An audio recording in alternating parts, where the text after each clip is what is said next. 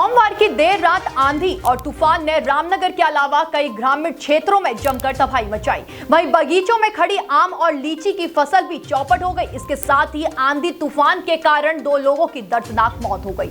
आपको बता दें कि अल्मोड़ा निवासी भोपाल सिंह गांव में ही किसी विवाह समारोह में जा रहे थे। इसी दौरान एक पहाड़ी पर चढ़ने के दौरान उनका पैर फिसल गया और वह करीब 500 मीटर गहरी खाई से गिर गए। पता चलने के बाद कुछ लोगों द्वारा उन्हें खाई से बाहर निकालकर उपचार के लिए रामनगर सरकारी अस्पताल ले जाया गया, जहां चिकित्सकों ने उन्हें मृत घोषित कर दिया है। वहीं दूसरी घटना में रेलवे पड़ाव रामनगर निवासी 45 वर्षीय हरिराम सैनी अपने 11 वर्षीय पुत्र के साथ बाइक से ढिकुली की ओर जा रहे थे। इसी बीच रास्ते में आंधी तूफान के कारण सड़क पर गिरे पेड़ से उनकी बाइक टकराने से पिता पुत्र दोनों घायल हो गए।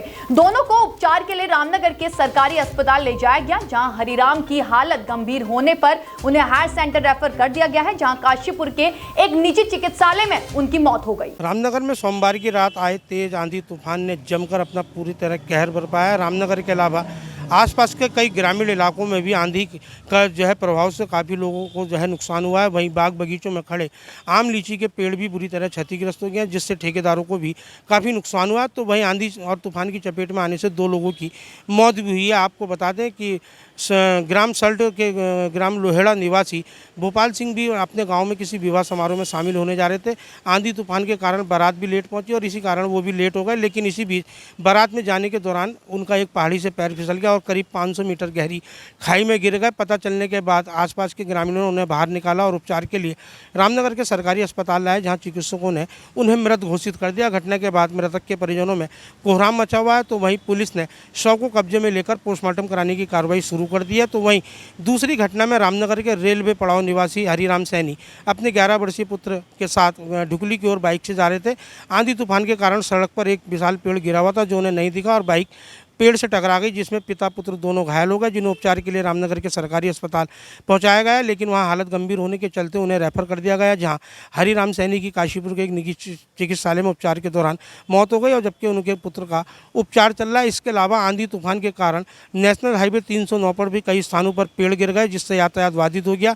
प्रशासन और पुलिस द्वारा कुछ देर के लिए यातायात को डाइवर्ट भी किया गया। वहीं सूचना पर फायर ब्रिगेड और वन विभाग के कर्मचारी मौके पर पहुंचे और उन्होंने सड़कों पर गिरे पेड़ों को काटकर बाधित यातायात को सुचारू कराया। इसके अलावा ग्रामीण क्षेत्रों में भी आंधी ने जमकर तबाही मचाई है, जिसको लेकर सभी रामनगर तहसील के पटवारी अपने अपने क्षेत्रों को रवाना हो गए हैं और अपने अपने क्षेत्रों में नुकसान का आकलन की रिपोर्ट तैयार कर रहे हैं। फिलहाल रात की आंधी को लेकर जहाँ लोगों ने गर्मी से राहत की सांस तो लिए, तो वहीं आंधी की जो मचाई गई भीषण तबाही उससे भी काफ़ी लोग प्रभावित हुए हैं। मामला ये है, बस बारात में गए थे, इनकी जगह से आई थी बारात गाँव में पहाड़ में।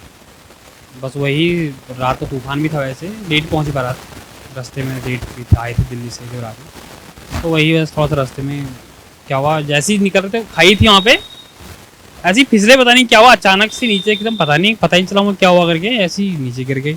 और नीचे गहरी खाई थी, तो वही 2-3 घंटे में लगभग ढूंढा हमने, उसके बाद ही मिले वो।